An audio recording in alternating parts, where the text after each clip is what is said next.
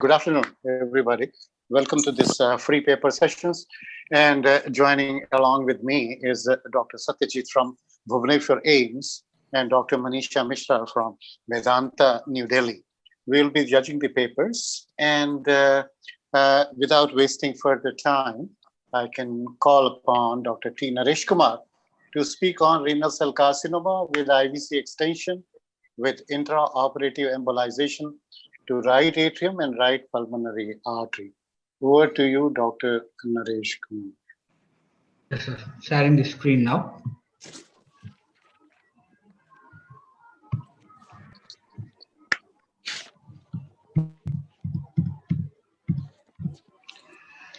Can you hear me, sir? Yeah, please go ahead. Okay. Hi, good evening, everyone. The topic for my e-poster presentation today is renal cell carcinoma with IVC extension with intraoperative embolization to right atrium and right pulmonary artery. So this is about a 62 years old female diagnosed with right renal cell carcinoma with tumor thrombus in the right renal vein with extension into infradiaphragmatic part of IVC. She was posted in the cardiac OR for laparotomy plus right radical nephrectomy with IVC thrombectomy. Both oncosurgeon and cardiac surgeon were involved in the procedure. The TEE post-induction confirmed that the thrombus in the IVC was there, and there is no extension of the thrombus above the diaphragm or into the RA. And the surgeon has opened, and when the surgeon was manipulating the IVC, that is releasing the renal artery, renal vein and kidneys from the surrounding structures, the tumor thrombus embolized and the TE showed a mobile thrombus in the RA and RV.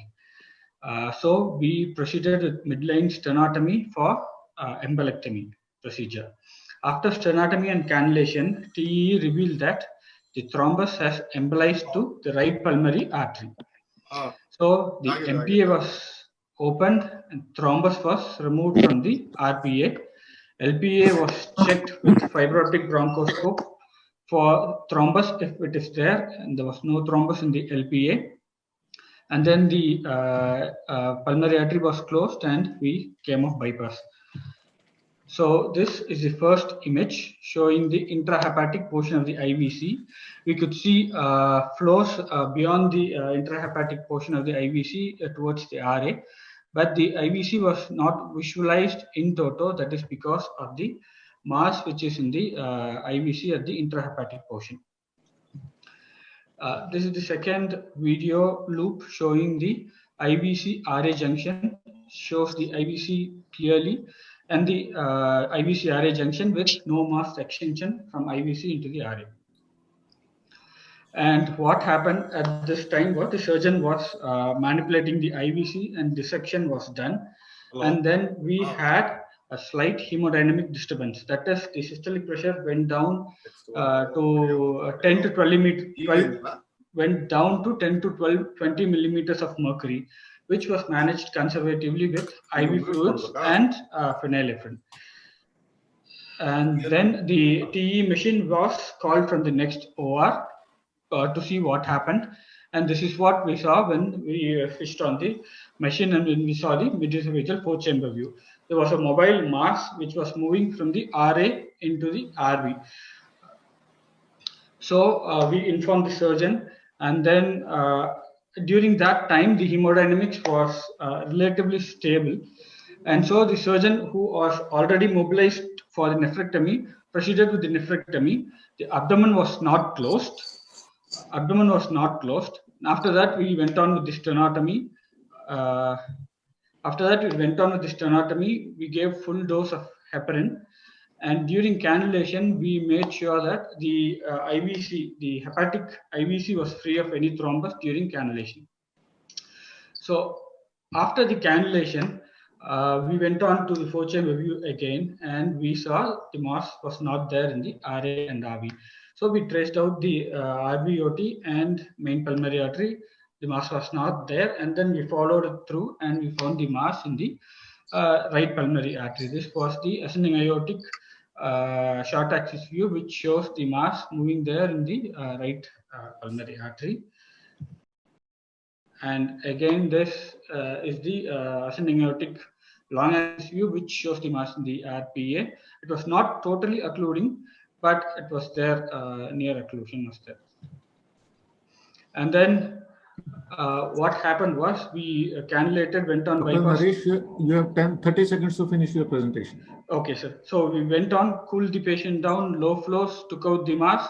We put in a fiber optic bronchoscope and the LPA, no mass, anything there. We closed the RPA, rewound, and came off bypass with a minimal dose of adrenaline. This is the short axis, the view of RPA showing no mass there. And this is the 4-chamber view, post coming off bypass, no mass there. So intraoperative TE helped in timely identification of the thrombus embolization from IVC to RA and RV. Emergency sternotomy helped in prompt removal of the thrombus and thus averted the postoperative complication. Patient had uneven full postoperative recovery and was shifted to ward. Thank you. Thank you, doctor. You can unshare your screen now, please. Yes, sir. Thank you, doctor. Can we ask one or two questions? Yeah, each Dr. will ask one Manisha. question. Yeah. Yes. So in the 4-chamber view, I think the mass in RA looks pedunculated. Is there any other view that you could have taken to confirm whether it looks like attached to the RA wall going in and out of the tricuspid? No, actually, we saw it before post-induction. The 4-chamber view was clear of any LAR or a maximum, nothing was there. And this mass suddenly appeared during manipulation, and this happened exactly when after the hemodynamic disturbance has happened. So since this is a thrombus in transit, so could you see it in RV as well? Yeah, it was going from RA into the RV. Did you have an image of thrombus in RV? I had a video from which the mass was moving from RA into the RV, both up and down. Can I play it again for you now? No, you can't. Okay. Why didn't you include it in the first place? The normal 4-chamber view, sir? No, that in which you showed the thrombus is traversing right ventricle and going into the pulmonary artery. We went back to look at the IVC part during IVC cannulation. Maybe during the IVC cannulation, they'll manipulate the the RA and RV towards the side. So that time, I think it got embolized into the RPA. So when we came up to the 4-chamber view, it was not there. Okay. I think that's okay, Dr. Manisha. Yeah, that's fine. Okay, Satyajit, Dr. Satyajit. Yeah. So, Dr. Naresh, my question is not related to echo, but it's something that you said in your case presentation. Yes, sir. You said you used a fiber optic bronchoscopy to rule out the mass in the left pulmonary artery. Can you please tell me how you were using a fiber optic bronchoscopy to rule out a mass in the artery? So we already had it sterilized through the machine. So we had a mobile unit there, which inside the OT, because we use that mobile unit for endoscopic vein harvesting and those things. So it can be connected to that mobile unit outside. So we gave the sterile part of that through a cover sleeve to the surgeon. No, doctor, we are not talking the technicalities. Okay. Just understand what Dr. Satyajit is asking. He says you used a fiber optic bronchoscope. It's a small 2.1. It was a small 2.1 scope. Will you let me finish? Yes, sir. So first of all, that you use a fiber optic bronchoscope to look for LPA thrombus. Okay, sir. You succeeded? Yeah, actually, the mass was totally occluding, and if we could see any mass, we could have found out. It was free. Okay, thank you very much. I think Satyajit, he has answered your question. Yeah, thank you. Thank you. Okay, thank you, doctor. Now we invite the second speaker, presenter of the day, Dr. Priya Jain, to share her screen, start her audio and video. Yes, sir. Sharing, sir.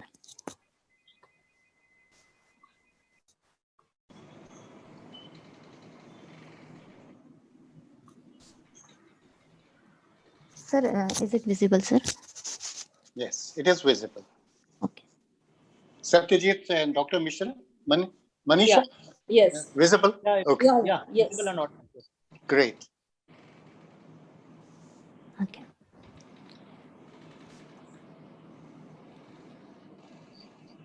Good evening, everyone. My topic of presentation is transesophageal echocardiography guided left ventricular transapical cannulation of aorta in acute type aortic dissection, a case report. Acute type aortic dissection mortality increases in every hour by 1 to 2% in the first 48 hours. The optimal site of arterial cannulation is still of debate in patient with dissection of aorta.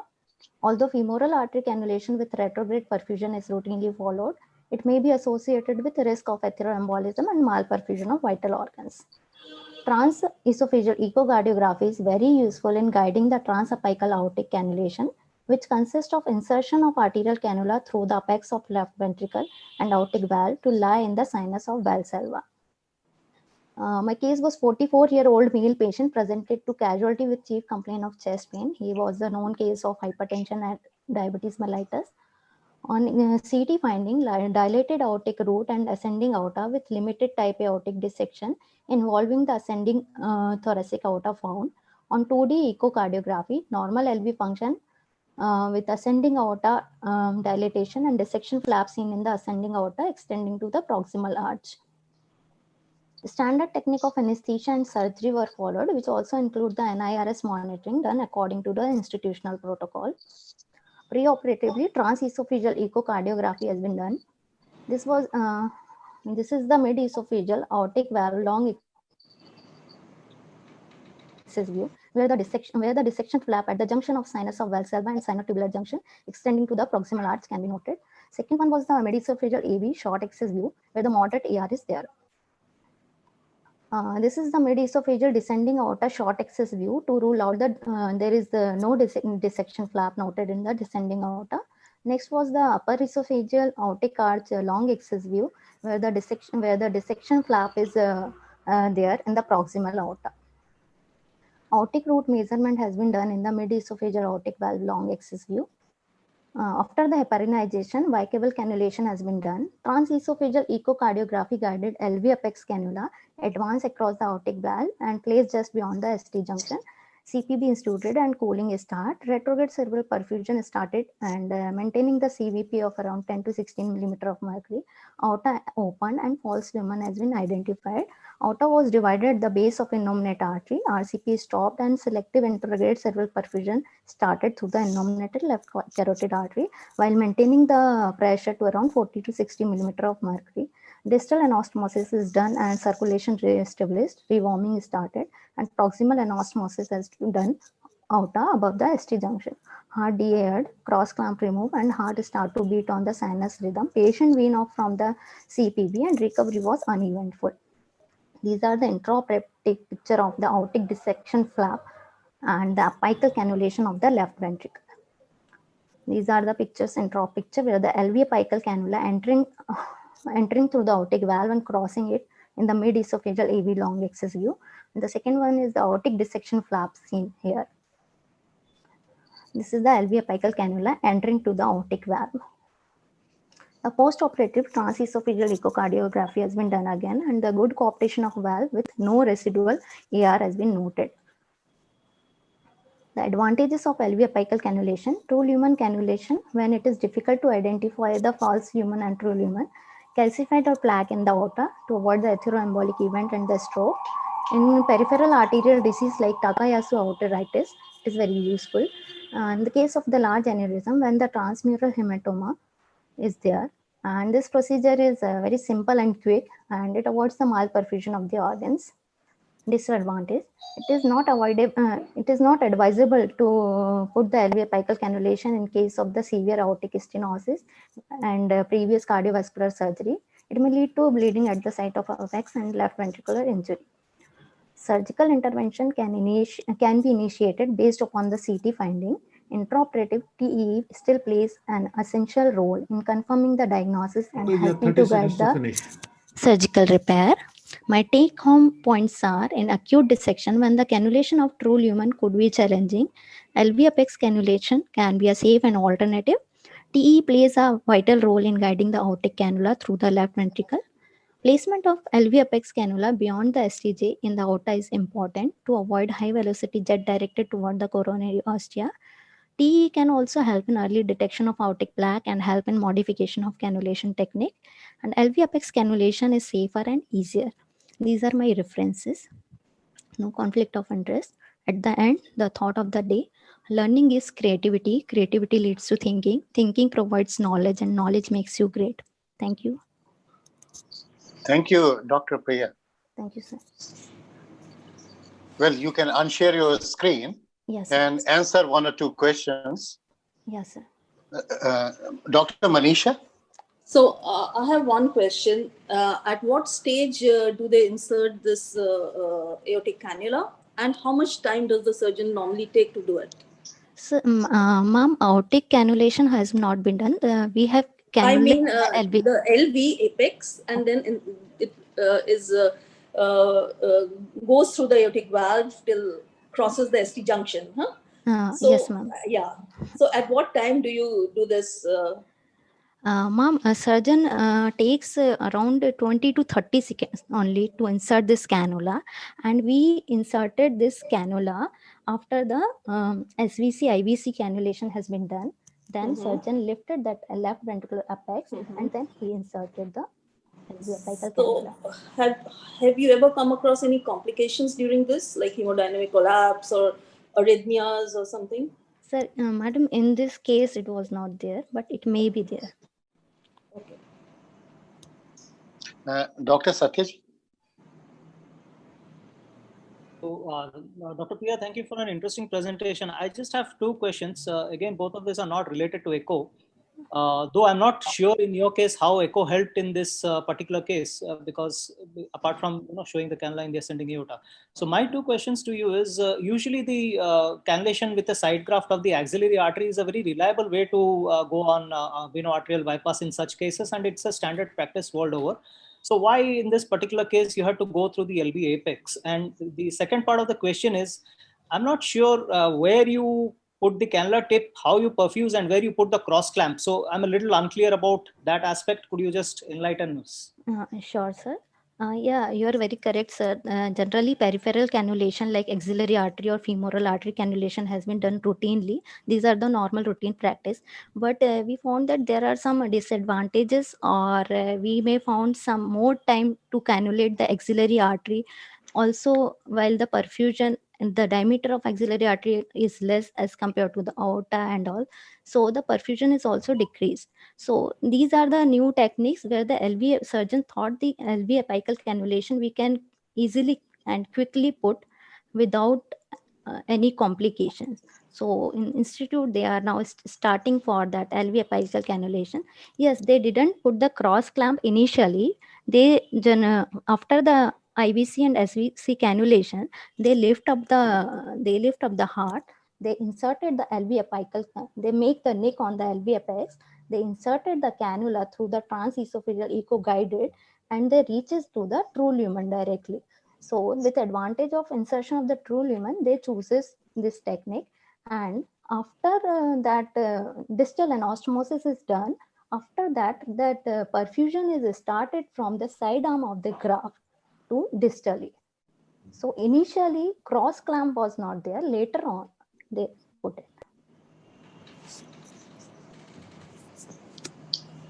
Okay.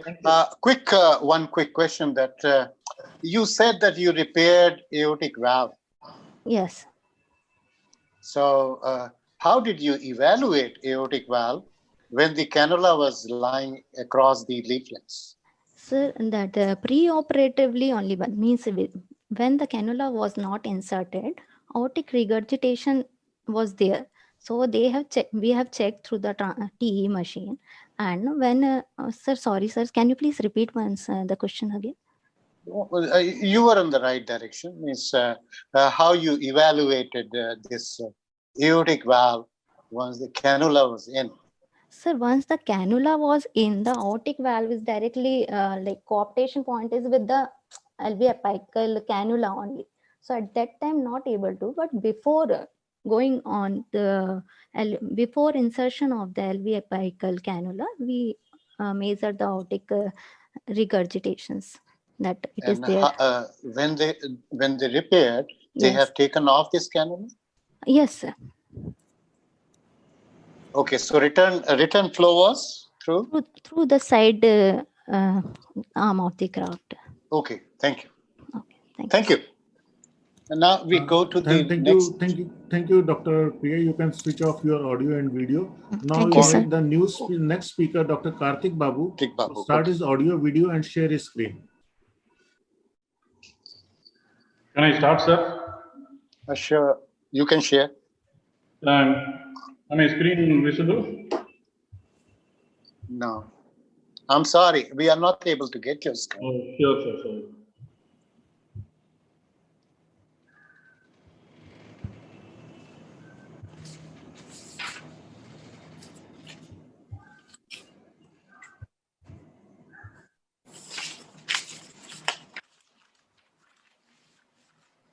Your screen is visible now, Dr. Karthik. You can go on the full screen mode now.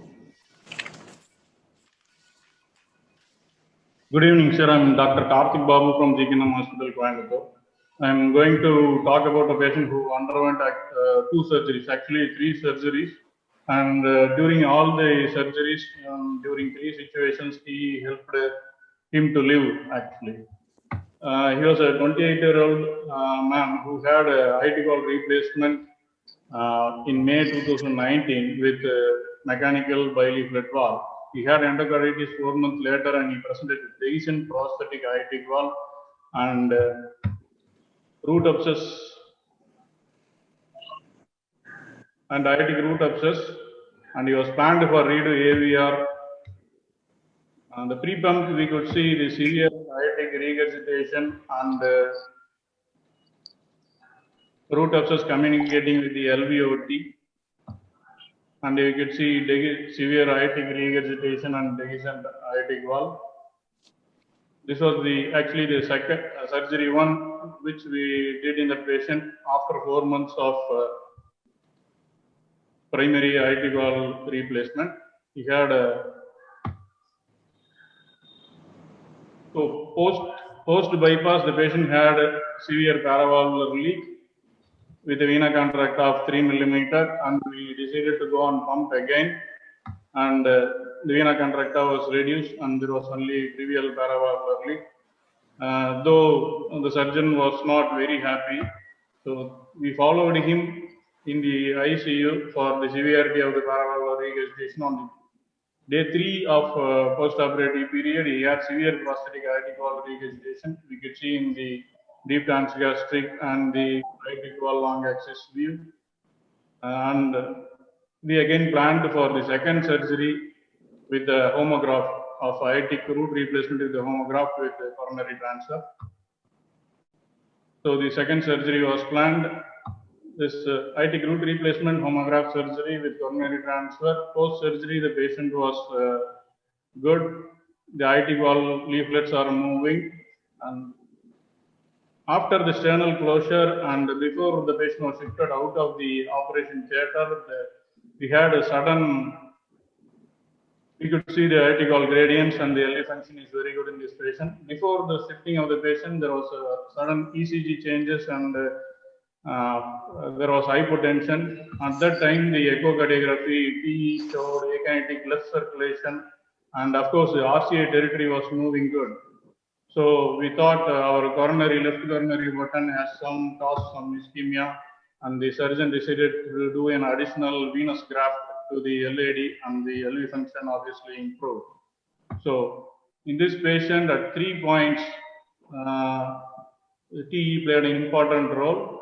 The paravalvular leak after the redo aortic valve replacement was detected, and the surgeon went on pump again to correct it. In the post-operative ward, the increased severity of the aortic valve paravalvular regurgitation was found out, and during aortic replacement, the ischemia due to coronary insufficiency was diagnosed by TE, and the additional venous graft for the LAD was done, which saved the patient.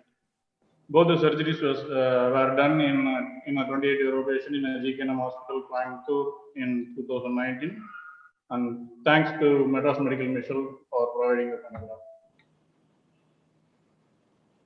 Thank you, sir. My presentation is over. Okay. Thank you, Dr. Karthik. Sir. You can unshare your screen, Dr. Karthik, please. And we can have a couple of questions. Well, Dr. Manisha.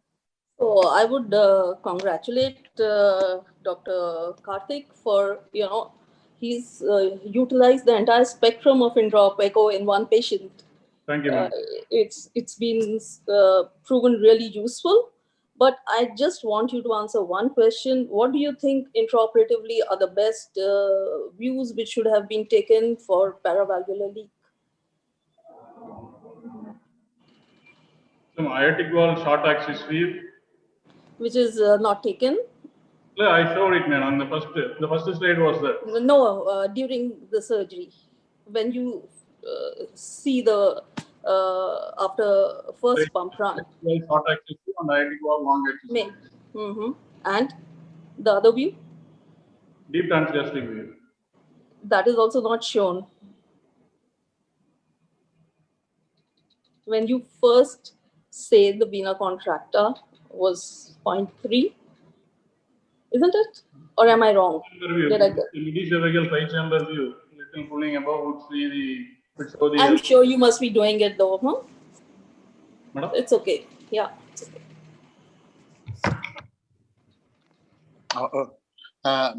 Manisha, done? Yeah. Okay. Dr. Satyajit? Yeah, Dr. Karthik, did you have 3D echo or no? 3D was not utilized. 3D probe was engaged somewhere else. We have the probe, but 3D probe. Because I thought this was an ideal place to use a 3D echocardiography. But having said that, how do you estimate the severity of paravalvular aortic regurgitation? What are the views? What are the echocardiographic measurements to estimate the severity of a paravalvular leak? We estimate it as in the same as the ordinary aortic regurgitation, sir.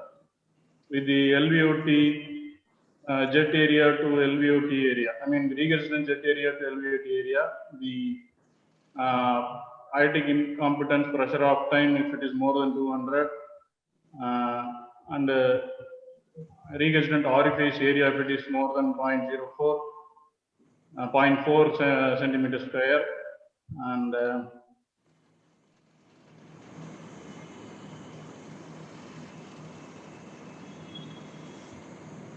the aortic, descending aorta reversal, hollow diastolic flow. These jets are typically, outside the sewing ring. So how do you and mostly they are eccentric jets. So how do you take these jets, jet height to the LVOT height? And other thing is that how does 3D echocardiography helped in this case? But if I'm overstepping the questions, I would like Dr. Tiwari to. We haven't done the 3D echocardiograph in this patient at all, sir. Okay. Done, Satyajit? Yeah, I'm done, sir. Okay. A quickie. See, the presentation is on the second pump run or the second surgery when you fixed up the paravalvular leak. Yes, in fact, if you would have shown the exact and the correct way of evaluating that, and you have forced your surgeon to look here, that this needs to be corrected, exactly where this paravalvular leak is coming off, then your presentation would have been wonderful. But those things were lacking. So, actually, sir, at the end of the second surgery, during the redo surgery itself, the surgeon was not very much convinced. He said, even at the end of you would have made us convinced, right? By showing those parameters exactly how you evaluate it. Okay. Thank you very much. Thank you. We can go to the next one. Thank you, Karthik. You can switch off your audio and video. Now I invite our next presenter, Dr. Ankit Ray. Ankit, you may start your audio, video, and share your screen, please. Yes, sir.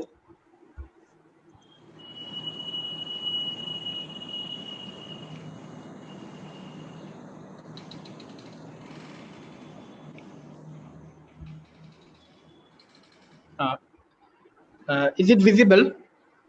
It is. Hello. Okay. Yes, it is. Good evening, everyone. Today, I would like to present a small case report on a pitfall in TE imaging. Transesophageal echocardiography is helpful in evaluating cardiovascular anatomy pathology and is a class 1 indication for valve repair procedures. But paradoxically, these imaging capabilities may lead the physician astray, causing misinterpretation of structures, normal structures, which are interpreted as abnormal. As we can say, is a pitfall. My case was a 54-year-old female patient with rheumatic heart disease and severe mitral regurgitation, presenting with NYHA class 3 dyspnea. She came for mitral valve surgery. Preoperative transthoracic echo showed moderate to severe mitral regurgitation with thickened anteromitral leaflet and doming of tip, then restricted posterior mitral leaflet and a posterolateral eccentric jet. There was mild to moderate tricuspid regurgitation. Left atrium was dilated. LV functions were reduced with ejection fraction of 45%.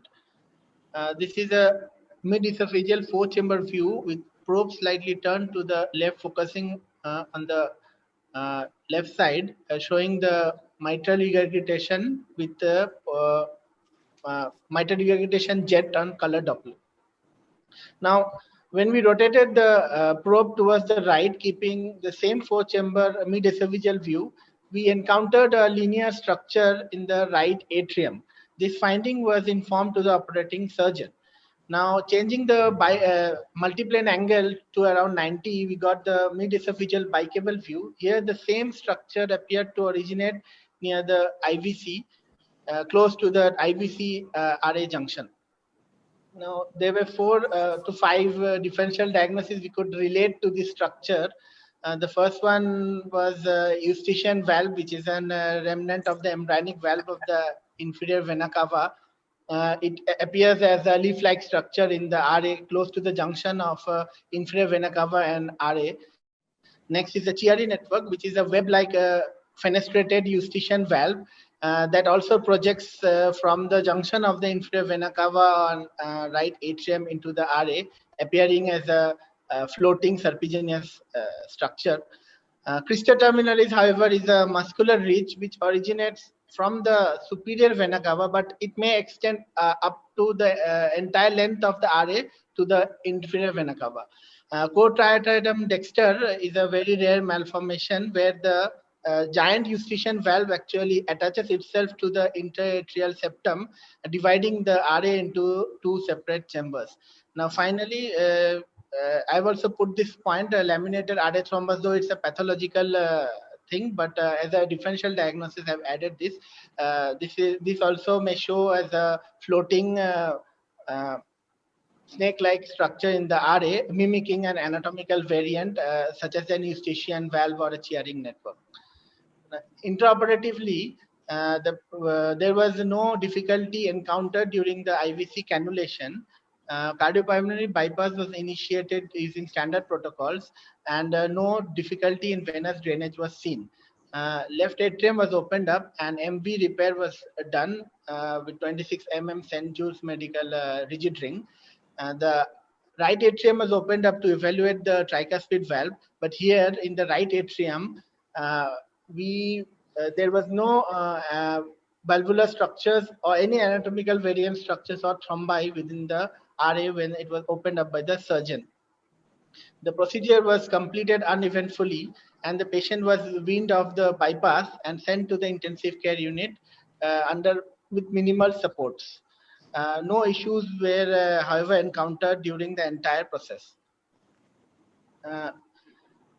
Finally, this is a post-operative transthoracic 4-chamber apical view, where again the right atrium clearly is clear of any anatomical variant. Doctor, you have 30 seconds to complete your presentation. Okay, sir. This was my final slide. Thank you. Oh, okay. Thank you, Ankit. Now we can take a few questions. Dr. Manisha? So, was the Eustachian valve filamentous when the surgeon opened? No, ma'am. When the surgeon opened, actually, we didn't find anything attached to the inferior vena cava. No, did they take a look at the eustachian valve specifically? In the TE, we showed the TE image to the No. surgeon. No, the surgeon. Did he take a look at the eustachian valve? Yeah, ma'am. He checked the close to the opening of the inferior vena cava, but no structure. Because even a filamentous eustachian valve is very common. Yeah. And what would you do next time when you are doing TE? How would you not commit this mistake? We'll change the multiple angle and check different images and correlate with the pre-operative transthoracic echo images. I don't think it should be correlated with pre-op transthoracic. TE is much better imaging wise, but you can try to use a light 3D mode. Okay, 3D. Okay, in such cases. Okay. Thank you. Dr. Satyajit? Yeah, so thank you, Dr. Ankit. Apart from the answers that you gave to Dr. Manisha regarding what would you not do next, it's also important just not to be, cameraman inside the OT and show, it's important to be an echocardiographer. In that sense, you should not flag up every little thing that you see to the surgeon. Otherwise, you'll not be taken seriously the next time around. No, sir. Actually, the structure was looking very large structure. So we thought maybe during the IVC cannulation, the surgeon might encounter any difficulty. Then he will. So we just informed him that he might encounter any difficulty during that IVC cannulation. So just how do you keep him informed. Okay, so fair enough. So how do you rule out an innocent structure in the RA from a more ominous structure in the RA, say like cor triatriatum dexter? How do you rule out a simple structure in the RA, an incidental finding, from a more ominous finding like a cor triatriatum dexter? Apart from multiple views, what else would you do to say that this, this needs a surgical addressal? So you have done the 2D part. What else would you do to add on to your diagnosis? Intraoperatively. Yeah, obviously. I mean, you are playing the role intraoperatively. So,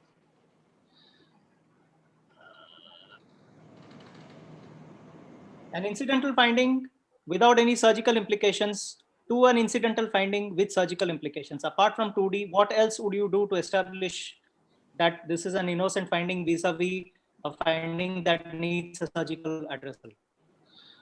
Sir, if any obstruction to that this IVC, we can check that IVC flow in that. If there any obstruction to the IVC flow, is there like any reversal to the flow, and also we can check if any increased in RA dimensions because of that any obstruction, or we can generally these structures are associated with the PFO. So we can check for a PFO because they may present later as a paradoxical. Yes, sir? So you need to put on a color flow Doppler and check for if there are any gradients. You need to see if there are any gradients by using a color flow Doppler technique. That's how you add on to your diagnosis. Yes. Yeah, thank you, sir. I'm done. Thank you. Okay, just one question. I was looking at your differential diagnosis. It was very wild, means you have included everything in it. But you found nothing. Yes, sir. That's so what it was? It was sir, something. Yeah, sir. That is not included in your differential diagnosis. What it was actually. What were you looking at? What the structure was? That sir, maybe a flow that some thrombi might be no, there. No. From where thrombus will come?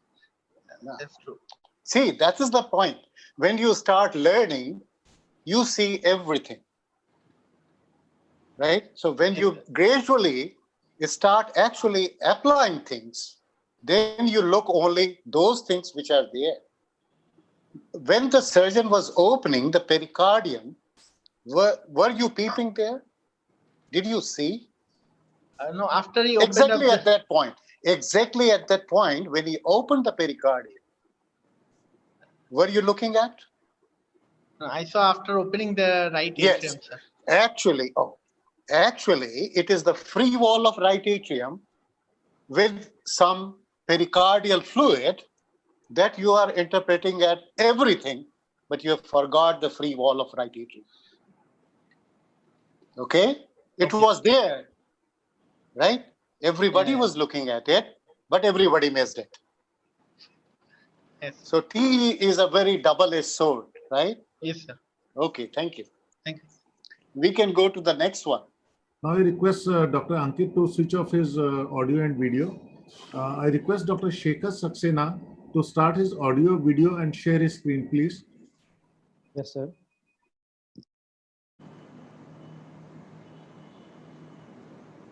I'm audible, sir. Yes, please. Good evening, everyone.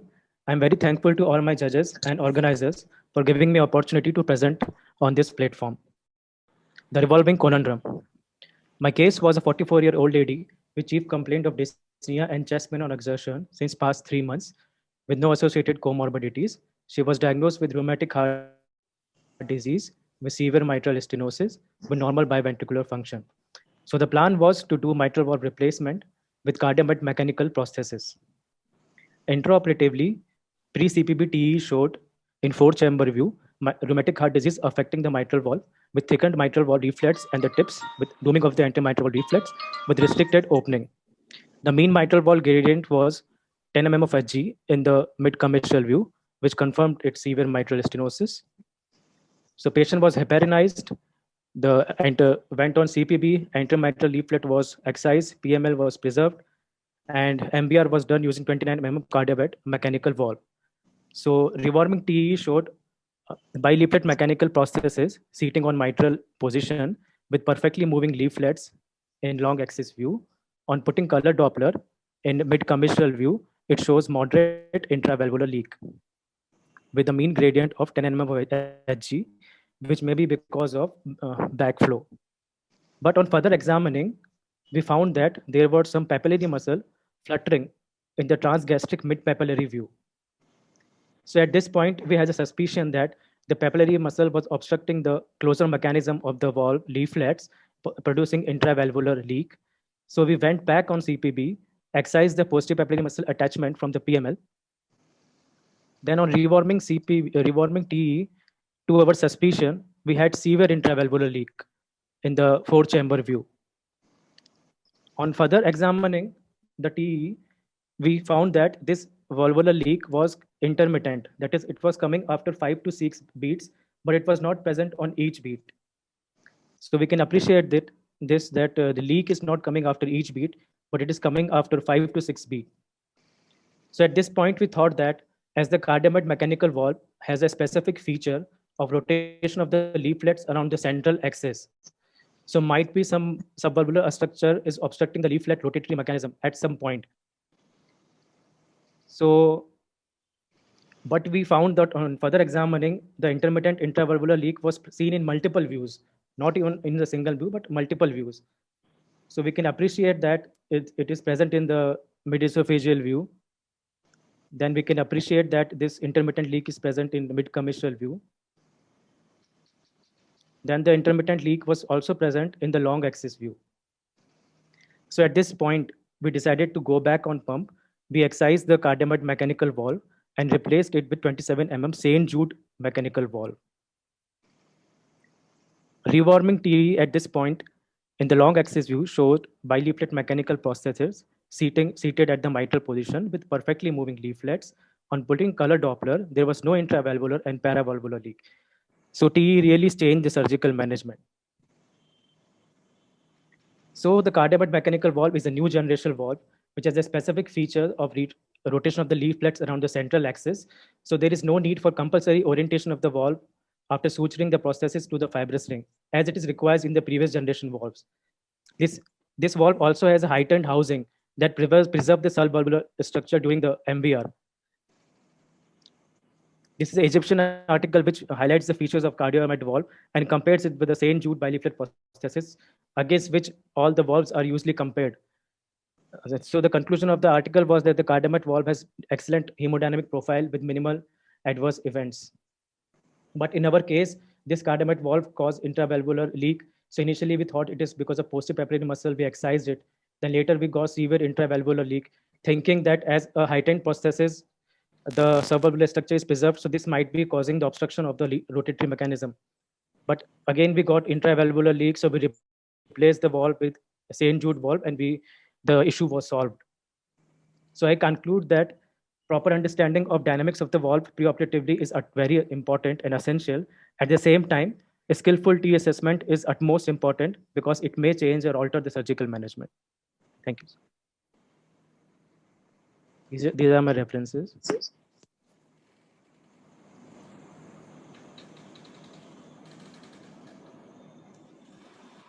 Dr. Manisha? So it's a good presentation, but did your surgeon not ask you to localize the jet of MR, and you never showed us any on fast view of the mitral valve on 3D? That would answer a lot of questions. Actually, ma'am, we thought that it is a straightforward rheumatic mitral stenosis. So we did not put the 3D. We did not put the 3D probe. We just kept the 2D probe. When there is a complication, we can always introduce it during surgery, a 3D probe. But localizing the jet is very important, especially when you are using a new valve. This valve rotates in the housing. So, yes, there are two pump runs and we are discarding the valve and putting another valve. It's a lot of cost to the patient too. Yes, ma'am. So that was never considered to replace it with 3D? No. No. Sorry, ma'am. And one more question, that when you are seeing this MR jet coming every 5th or 6th cycle, heartbeat, so did you think that it has anything to do with rotation of the this rotational motion of the valve? Yeah, ma'am. That time we thought it. Yeah, how much time do you think it takes to rotate 360 degrees inside the housing? Like, ma'am, it was coming after every 5 to 6 beat. Like, yeah. So it was rotating every time, and when it so at that every time particular it must point, be coming to a particular point. yes, ma'am. And at particular point, some leak was coming at particular point after 5 to 6 beat. No, did you study about the valves? Do you know how much time it takes to rotate 360 degrees in that housing? How many heartbeats? That would explain maybe. After 120, like 120 beats, it rotates to whole 360 degrees. I think it takes 300 to 400 beats to rotate 360 degrees. 120 is too fast. Yeah. It's like putting a screw jack. Okay. Dr. Satyajit, a quick question. Dr. Suman, what you had separated from bypass when you did this T examination? So before we did T examination, before bypass. Before you separated from bypass. So what were the hemodynamics? On first pump, you are asking, sir? No, I'm asking about the blood pressures. What are the blood pressures at which you got this checked? It was 136 by something like 136 by 70, like okay, so under a physiological condition with it. Okay, I'm a little unclear about your presentation, because you said that one of the advantages of this particular valve is that it pretty much allows you to sort of preserve the subvalvular apparatus and the papillary muscles and so on and so forth. But then if yes, sir, run away with the subvalvular apparatus, thinking it has sort of caused obstruction to the valve closure, but still it didn't resolve. So why is it that in this particular case, where you have a valve that is technically superior in terms of preservation of the subvalvular apparatus, you would end up thinking that it's a subvalvular apparatus that is causing this problem? And B, what is the washing jet pattern in this kind of valves?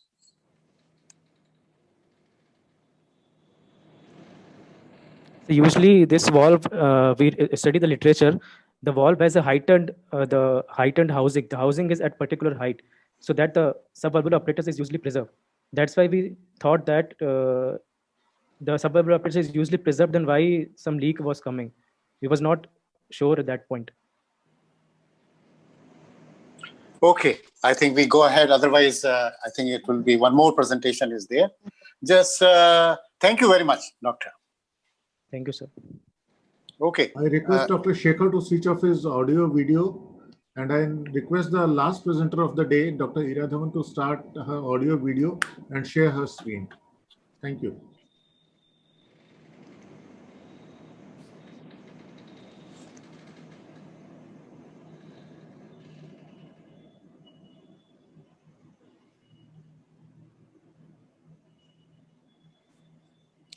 Are my slides visible, sir? Yeah, please go ahead.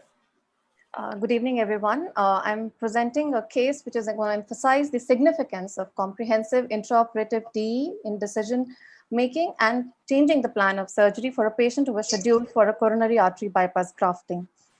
We had a 67-year-old gentleman who presented with angina and exertional breathlessness for 1 year. He was a known hypertensive for past 10 years and a diabetic for past 7 years, weighing 74 kgs and a body surface area of 1.73 meters square.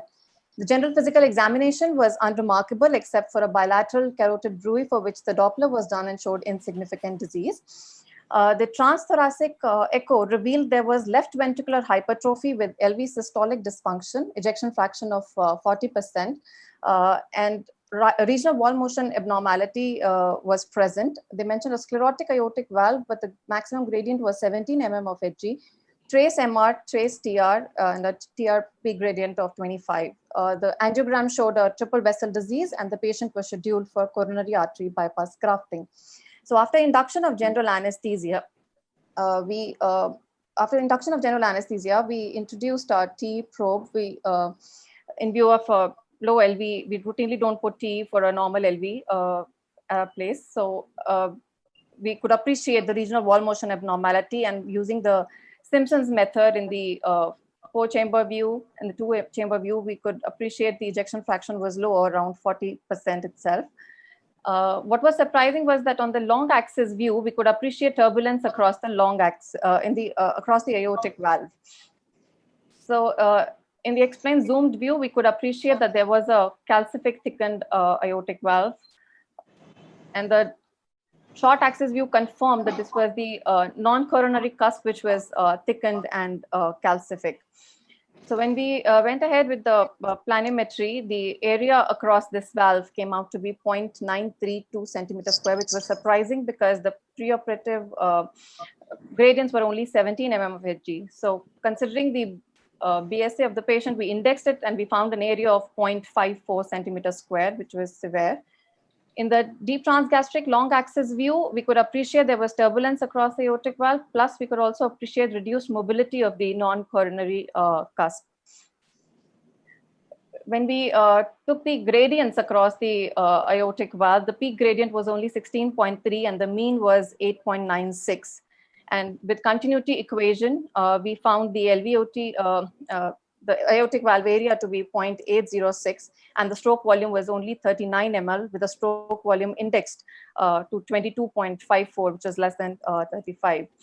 So here we were dealing with an elderly male who was diabetic, hypertensive with a coronary artery disease with an ejection fraction of 40%, thickened and calcific aortic valve, with a valve area less than 1 centimeter square, mean gradient of only 8 mm of Hg, and a stroke volume index of less than 35 ml per meter square. So it was a case of low flow, low gradient aortic stenosis. Looking at the morphology and the age of the patient, we did had a second opinion from the cardiologist who agreed with the findings of the aortic valve pathology, and we sorted up and planned for a CABG plus AVR for this patient. The surgery was uneventful. The post-operative echo improved to around 47%. The patient is well on follow-up of 4 months. We thought we could have gone ahead with a dobutamine stress test, but that wouldn't have made a difference in the management, since even if it improved to moderate AS, still elderly patient coming for a CABG, we thought we'll go ahead with the CABG plus AVR. So the take-home message is that hadn't we put a TE probe in this patient, probably would have given us difficulty while weaning off. So the intraoperative TE did help in decision-making and changing the plan of the surgery in this case. And we thought that transthoracic echo, if would have detected this sooner, the consent from the patient and explanation of the procedure as a whole to the attendees would have been way better. I don't have any disclosures, no conflicts of interest. This is an original work and all the images have been acquired by me. Thank you. Thank you, Doctor. And now we can have one or two questions. Dr. Manisha? Yeah, that was a good presentation. And you were facing one of the most challenging situations of, combining, you're actually evaluating a valve with low flow. And the gradient in question is very low and the EF is 40%. It's almost, borderline. So usually the aortic valve area measurements have technical limitations. So what do you think would have been other ways of measuring the valve area? 3D would have been there for assessment of the aortic valve area, but this machine did not have a 3D because we were just anticipating a simple CABG case, so we hadn't put a probe with a 3D. But aortic valve area, the main two things which we consider when we have a... Where we can kind of forget about the dimensions of LVOT and the aortic valve. The dimensionless index, dimension. The LVOT VTI, I calculated that came out to be around 0.26 ma'am. Okay. Yeah. Thank you. Yeah. Thanks. Dr. Satyajit? Yeah, Dr. Ida, correct me if I'm wrong. You said you didn't use a 3D probe, but you did show an explain view, isn't it? Explain was there, sir. How did you get that on a 2D probe? It was there in that machine, so 3D was not without... available. We have a Philips machine, sir. I'm not very sure about that, but that we have an old Philips machine. I'm not sure about the technicality, sir, but 3D didn't work in that machine for sure. Yeah. And I'm not good at 3D too. I don't do much of 3D. I'm still in the learning process, sir. Okay, Satyajit, we have 1 more minute. Yeah. So I just wanted to know what valve was replaced. Was it a bioprosthetic or a mechanical? They put in a bioprosthetic EPIC valve, sir. Okay. Done, Satyajit? Yeah, I'm done, sir. Okay. Just one very small question means one thing is that area calculation, the clip which you showed actually means it is really very tricky to put your area calculation on that clip because it may be anywhere because it was a calcified valve. And second thing is, even if you're in the OR, right, you cannot say that you have not done the vitamin echo. You can give some phenylephrine or something like that, or even the vitamin there in the theater, because it is a major decision that you are changing the valve along with that. I agree, sir. And you're putting up a bioprosthetic, even they are stenotic, So you may be just changing another valve to a different valve. So it's difficult, means why cardiologists missed altogether all this in lab. That is very unusual. Okay, thank you very much. Thanks, Dr. Manisha. Thanks, Dr. Satyajit.